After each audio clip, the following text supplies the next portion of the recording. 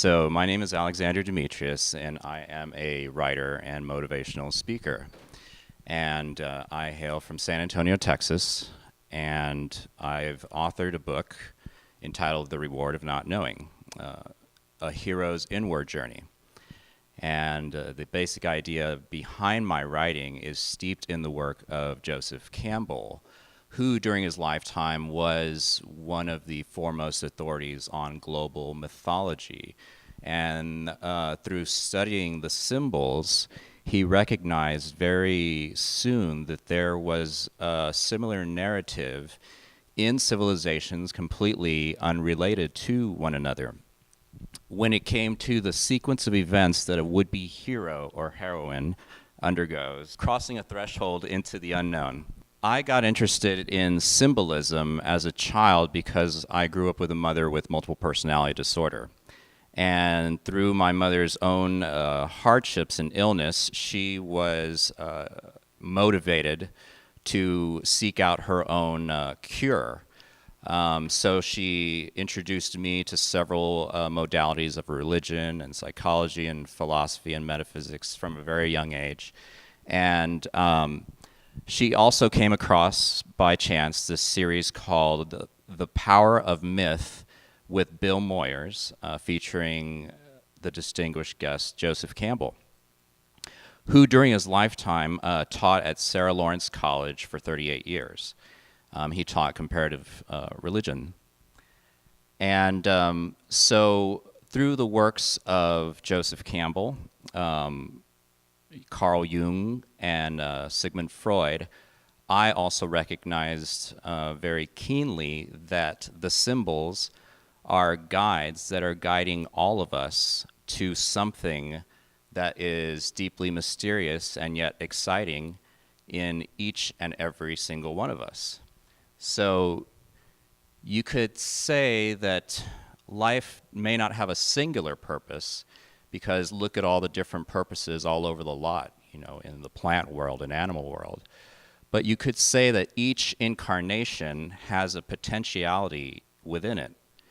And the function of life is to live that potential. So how do you do it? Well, Joseph Campbell, his famous admonition that he would share with his students was follow your bliss. Find that thing inside you, that thing that really connects you, that when you give into it, you tell yourself, nothing can frighten me off from this thing. And through the studies of Joseph Campbell, in particular his what is called a hero's journey, the hero's journey is essentially an outline of what those events that a would-be hero goes through when they're trying to achieve something that they've never done before in their life. So the hero feels that the environment that they are in is incongruent with who they feel they are becoming or want to be. So in order to, once that incongruity is felt, there is an urge to cross a threshold into the unknown. But it's not just any unknown. There has to be a direction, you might say.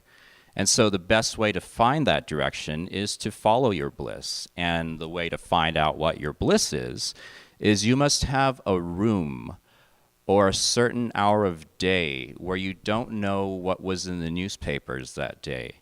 You don't know what you owe to anyone or what anyone owes to you, but simply a place where you can be and find out what you might be through utilizing the records you want to hear, even if it's corny music that nobody else respects, or the book you want to read.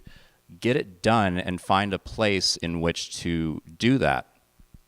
And so that's essentially what I did. Being that I grew up with a mother with multiple personality disorder, I had to assimilate all of these teachings at a very young age, which was a total blessing because it made the journey Well, it didn't make my life just a living hell. It made my life a journey. I'll never forget recently I heard a Syrian refugee mother who was fleeing Syria with bombs falling in the background with her 2 daughters and husband and mother. And they were all smiles. And the reporter was walking with them and said, how do you explain your sense of joy right now? And she said, well, what an adventure my life is. I mean, this morning I was in my home country, and now I'm going through this marvelous adventure through the woods. And she meant it with every fiber of her being. And that is somebody who doesn't see objects as just inanimate things, but they are symbols that are telling us what our relationship to life might be. And I see all of these seats and people in the audience because I grew up watching my mother on stage, even through her illness, was able to assimilate and regurgitate all of the metaphysics that she taught herself, and she captivated audiences. And she always told us, we are promoters. We belong in the spotlight. So here I am in the spotlight. And so with regard to symbolism and religion, what Joseph Campbell proposed in religion is that all the symbols in religions are metaphoric. They are poetic ideas that are speaking past the metaphor. So there's a poem that comes to mind, and see if, when hearing it, there is a sense of something that can't quite be explained, but is by a poet by the name of Khalil Gibran, and it's called Love. And he writes, "When love beckons to you, follow him, though his ways are hard and steep. And when his wings enfold you, yield to him, though the sword hidden among his pinions may wound you. And when he speaks to you, believe in him, though his voice may shatter your dreams, even as the north wind lays waste the garden. For even as love crowns you, so shall he crucify you. Even as he is for your growth, so he is for your pruning. Even as he ascends to your height and caresses your tenderest branches that quiver in the sun, so shall he descend to your roots and shake them in their clinging to the earth. Like sheaves of corn he gathers you unto himself. He threshes you to make you naked. He sifts you to free you from your husks. He grinds you to whiteness. He kneads you until you are pliant. And then he assigns you to his sacred fire, that you may become sacred bread for God's sacred feast. All these things shall love do unto you, that you may know the secrets of your heart, and in that knowledge become a fragment of life's heart. But if, in your fear, you would seek only love's peace and love's pleasure, then it is better for you that you cover your nakedness and cast yourself out of love's threshing floor into the seasonless world where you shall laugh, but not all of your laughter, and weep, but not all of your tears. Love gives not but itself, and takes not but from itself. Love possesses not, nor would it be possessed. For love is sufficient unto love. When you love, you should not say, God is in my heart, but rather, I am in the heart of God. And think not you can direct the course of love. For love, if it finds you worthy, directs your course. Love has no other desire but to fulfill itself. But if you love, and must needs have desires, let these be your desires: to melt and be like a running brook that sings its melody to the night, to know the pain of too much tenderness, to be wounded by your own understanding of love, and to bleed willingly and joyfully, to wake at dawn with a winged heart and give thanks for another day of loving, to rest at the noon hour and meditate love's ecstasy, to return home at eventide with gratitude, and then to sleep with a prayer for the beloved in your heart and a song of praise upon your lips.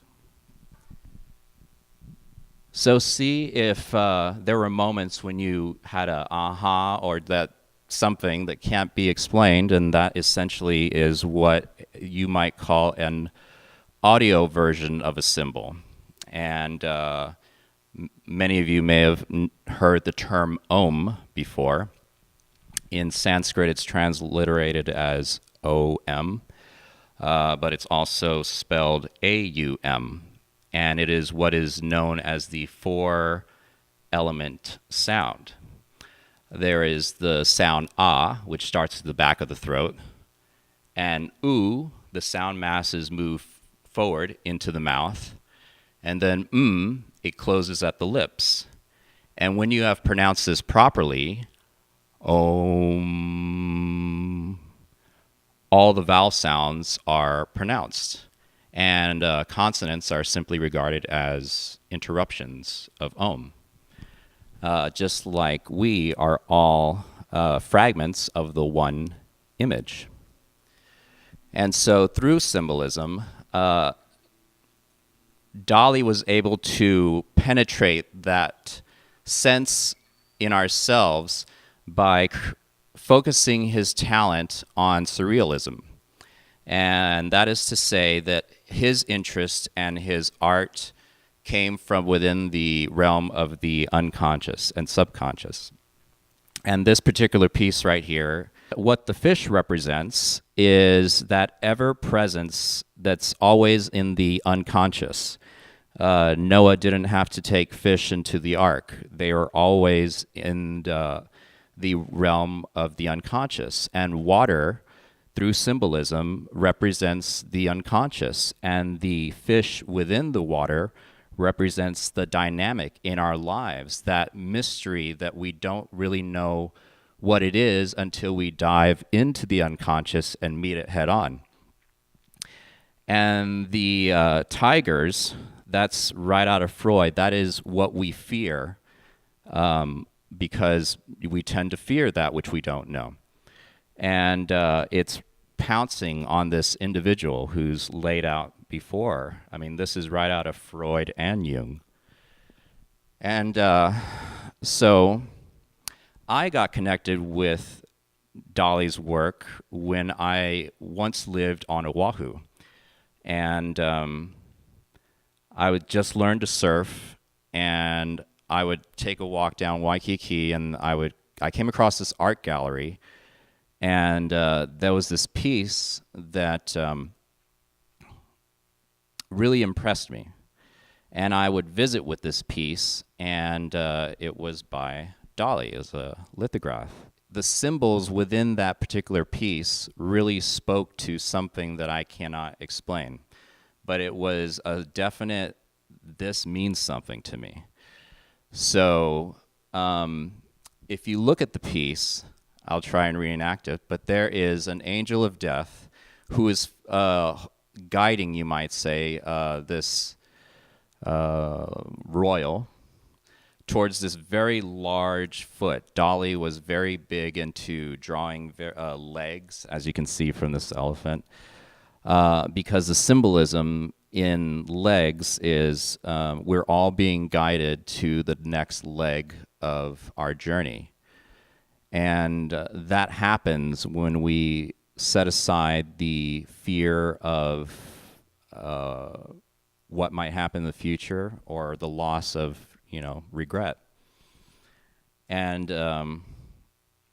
so, long story less boring, I found this piece of art, and I decided I was going to buy it. And I did, and my life at that time, I was a private estate manager. I worked for this individual and took care of his house. And that piece of art followed me everywhere I went. And During that time, I wrote my book, I completed my book, and then I had the choice to either stay on the island and continue that work or go to the mainland and really try and make a go for it here as a writer. So I chose option B, and it was primarily inspired by that Dali lithograph. As I mentioned, there was the angel of death. So I thought to myself, what's the thing that I fear the most? Oh, being recognized, being published, putting myself out there. Okay, I'll do that. And through experience, I discovered that when you do whatever it is you fear, the fear automatically dies. You know, you may seem as though you're stumbling along the way, but even stumbling speech, perfect. Even stumbling speech strengthens a weak tongue. It's almost like Sally sells, she sells. She sells. Shush. So, I wrapped up this Dali and we went off back to LA. And because I am nomadic in nature, I have supported myself through the years as being a handyman and doing carpentry work. And, you know, historically speaking, I'm in pretty good company. And it's kept me out of trouble. But because I would carry this art everywhere I went, it started to show some wear on it. And I didn't feel it was fair for me to have it on this little room that I was renting just in a wall for only me to see. So you might say the moment I chose to buy that art, it took me on an adventure.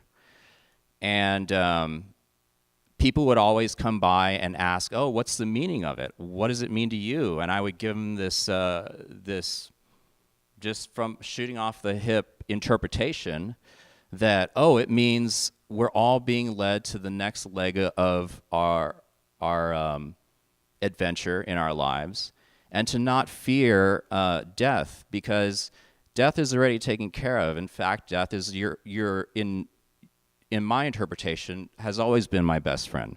Because when I've been alone with nobody else around me, death has been protecting me right by my side, guiding me to my best fulfillment. So if I can befriend that which I fear, then it's all of life is always working toward me. And from that vantage point, you could look at death, and the day that it does come to touch me, its hand will be shaking because it'll be touching somebody who's having the time of his life, following his bliss, wherever that may take me. You know, I always like to say I don't know where I'm going, but I'm certainly on my way. And so this piece of art, I decided to go to Oregon and shoot some promo videos for my book. And the piece of art was in San Francisco. And while I was in Oregon and amongst the woods, where I feel very much at home, I was inspired with the idea to donate the piece to the Dali 17 Museum. I didn't know anything about them. I just Googled Dali museums, and there they were. And I placed a phone call. I was in Oregon.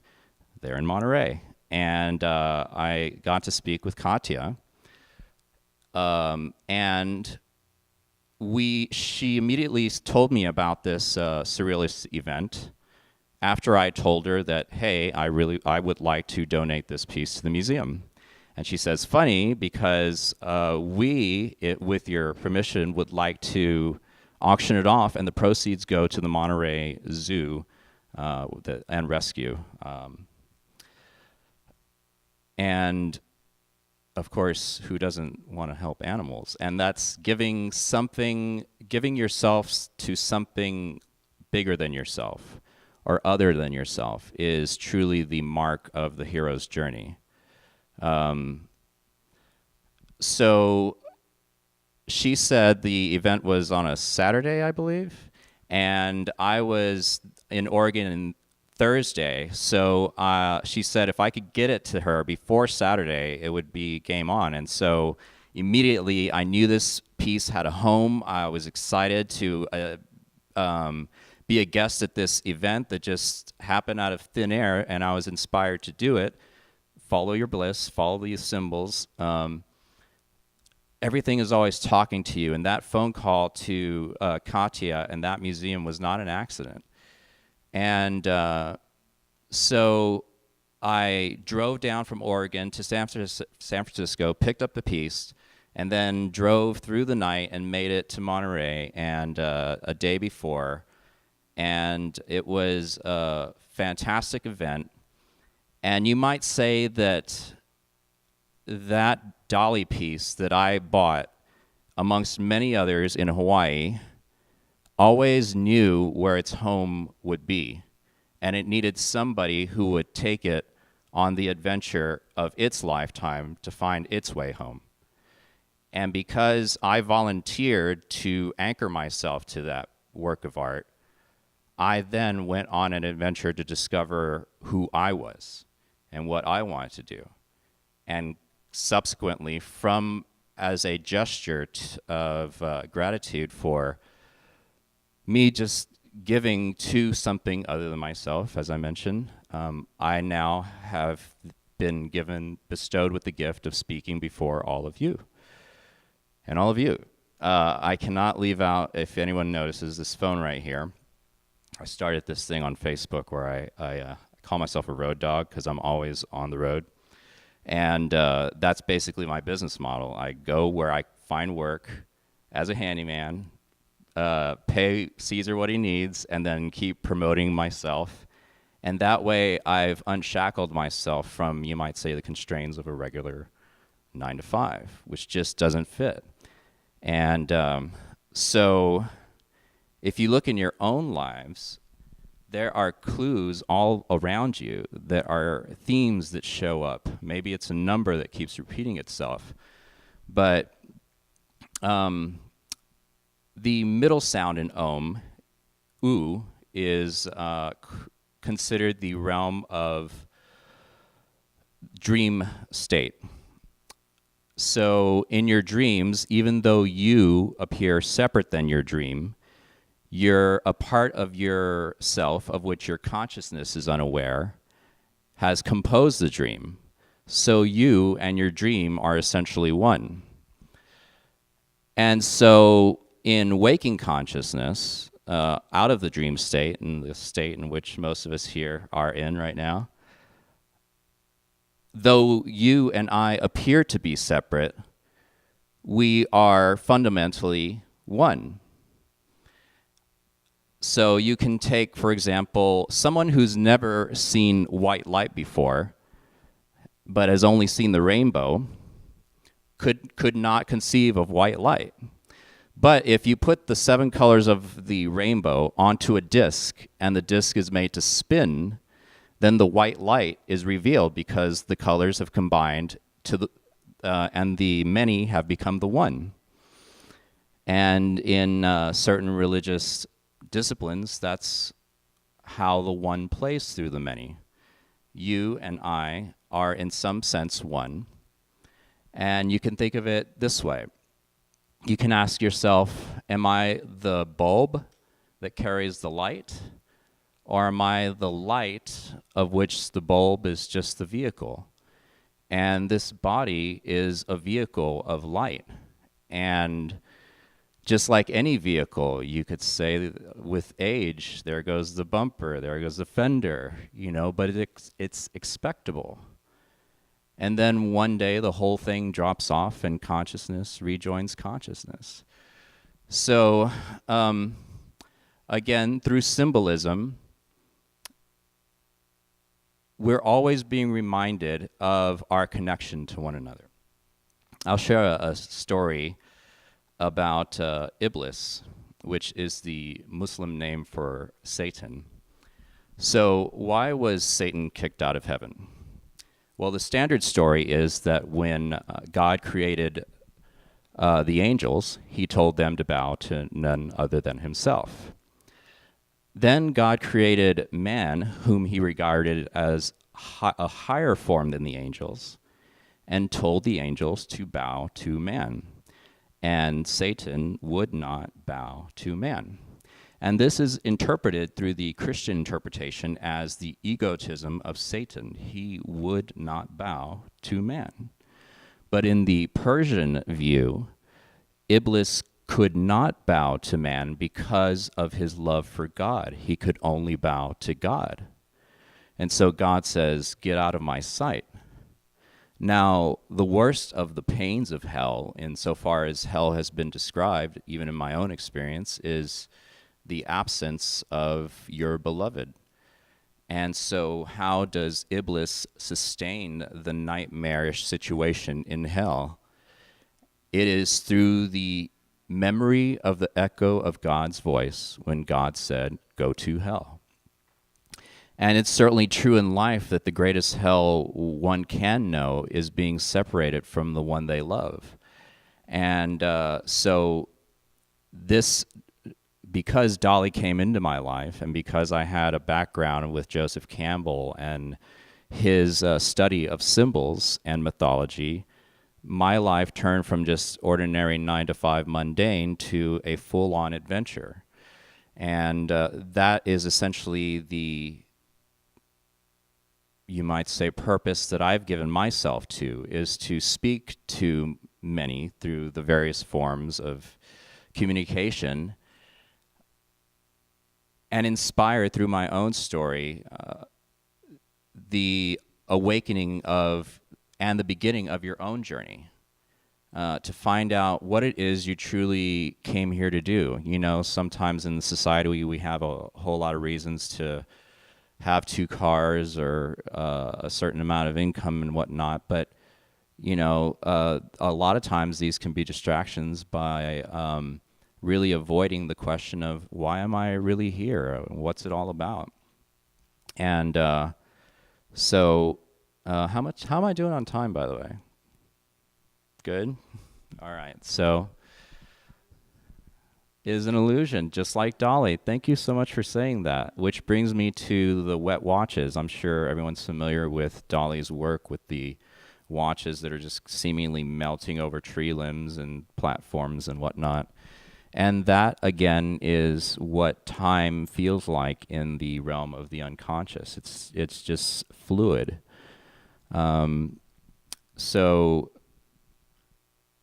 there's another set of symbols. Well, let's move on to the cinematic arts. Star Wars, full of symbolism, and it follows Joseph Campbell's hero's journey perfectly. Luke Skywalker is on Tatooine, and he feels like this isn't the whole story. He feels a calling, but he doesn't know what to do with it. So instead of him voluntarily moving into the unknown, he's forced out because his parents are killed. So immediately when you cross the threshold into the unknown, it's almost like something inside you opens up a beacon that says, I need guidance, I need something.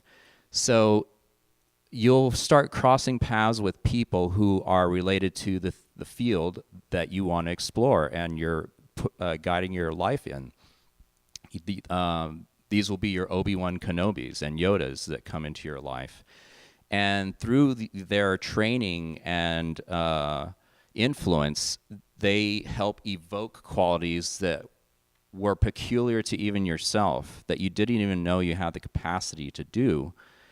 And then through utilizing these new gifts, whether they're mental or physical, you bring forth something to the world that has never been beheld before.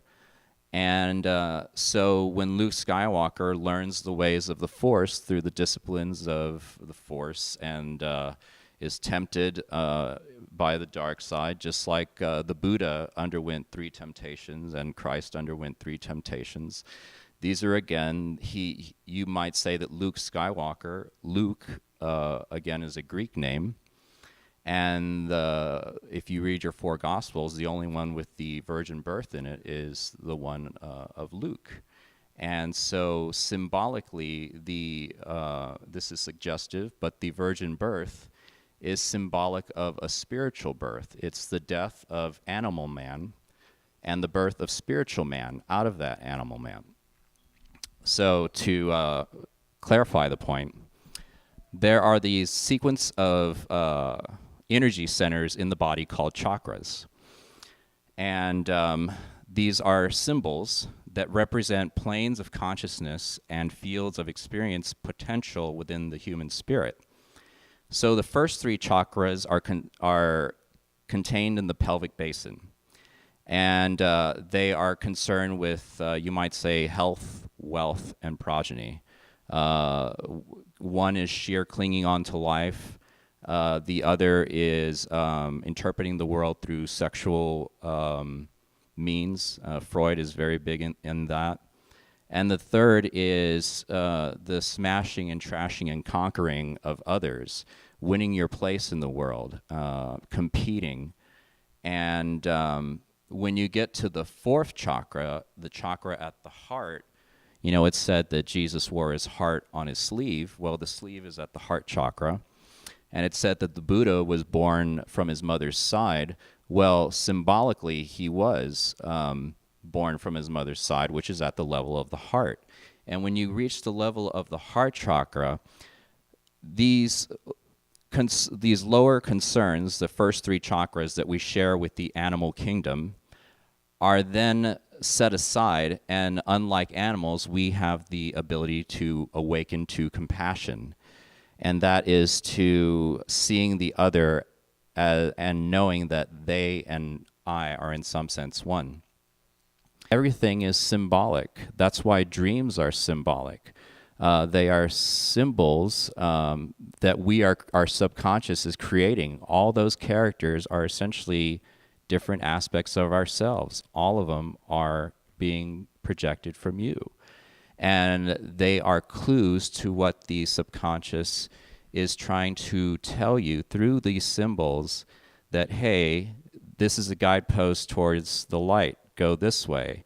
Why go this way? Because I'm going to make you dream that every night you're suffocating and choking until you wake up and say, what in this reality is causing that dream? And that was an actual reality for me at one time. I had this reoccurring, I almost used to dread going to sleep because I would have that dream. And it was because I had this book inside me that was nagging me, and I did not give it due diligence. And so that which you ignore becomes its opposite. And so in following your bliss, you know, you might say you have, in Catholicism, a tempting devil on your left and an angel on your right. And so whichever one you give your energy to is what you will become. There are two energies, two aspects of the one energy going from this field to that field. And whatever you push down in yourself is going to come back up with a vengeance.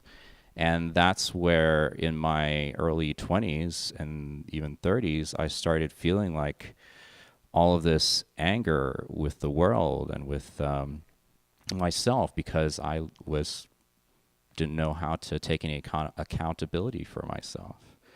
But the people who came into my life and the art that came into my life, these were all symbols to guide me to what it is I enjoyed the most out of life, and then follow that, and then do that. And what I'm doing right here between my followers on Facebook and here amongst all of you is indicative of that. That's what art, the power of art, has in all of our lives, whether it's through poetry or movies, which are like teaching mediums, or religion. You know, just bring your same old religion into a new set of metaphors, and you've got it. Just like Luke said, this is not the whole story, went into the unknown and came out a whole new individual, and the beauty of his life brought balance not only to his life but to the galaxy.